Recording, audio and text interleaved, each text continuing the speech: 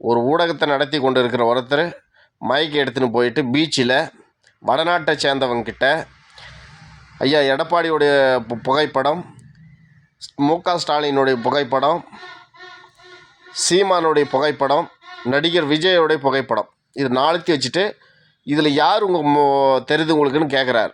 எடப்பாடி பழனிசாமி அவன் தெரிலன்னு சொல்கிறான். இப்போ இருக்கக்கூடிய முதலமைச்சரை மு.க. ஸ்டாலினை பற்றி தெரிலன்றான். விஜய் ஆக்டர் விஜய் தெரியுன்றான். இவர் யாருன்னு கேட்குறார். த டேஞ்சரஸ் பிலோ சீமான், த டேஞ்சரஸ்.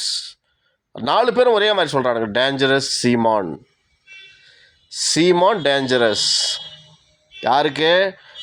ஒரு மும்பை கல்கத்தாவை சேர்ந்தவனுக்கு, வடநாட்டுக்காரனுக்கு சீமான் இங்கே டேஞ்சரஸ், இவன் வளர்றது இங்கே இருக்கிறவனுங்களுக்கெல்லாம் ஆபத்து, இவன் ஒரு தமிழன் தருது. ஆனால் எந்த மக்களுக்காக, எந்த மண்ணுக்காக, எந்த மலைக்காக, எந்த வளங்களுக்காக காப்பாற்றி நிற்கணும்னு அந்த மக்களுக்காக நிற்கிறானோ அந்த மக்களுக்கு சீமான் யாருன்னு தெரில.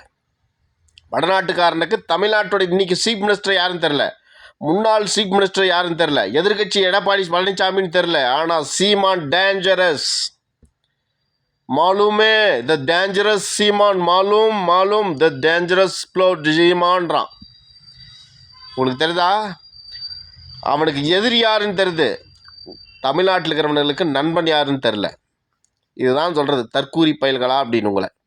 நம்மளுக்கு நண்பன் சீமான், அவனை தெரில உங்களுக்கு. ஆனால் வடநாட்டுக்கார இந்த ஒரு சாதாரண பாஸ்போர்ட் சைஸ் போட்டோ காமிச்சா டேஞ்சரஸ் சீமான், த டேஞ்சரஸ் மாலூமே டேஞ்சரஸ்ன்றான். தெரிஞ்சுக்கோங்க, புரிஞ்சுக்கோங்க சீமான் யாருக்கானவர்னு. கடைசி ஆற்று மணல், கடைசி மலை, கடைசி ஒரு டம்ளர் தண்ணியாவது இந்த நாட்டில் மிச்சம் இருக்கட்டும்.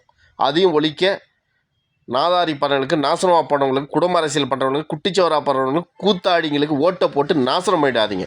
இந்த நாடு உங்களுது, நீங்கள் தான் எஜமான்.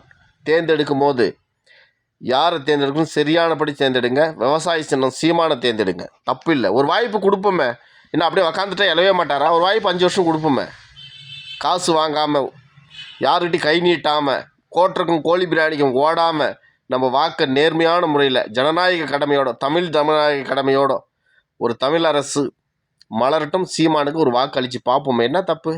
தப்பு இல்லையே.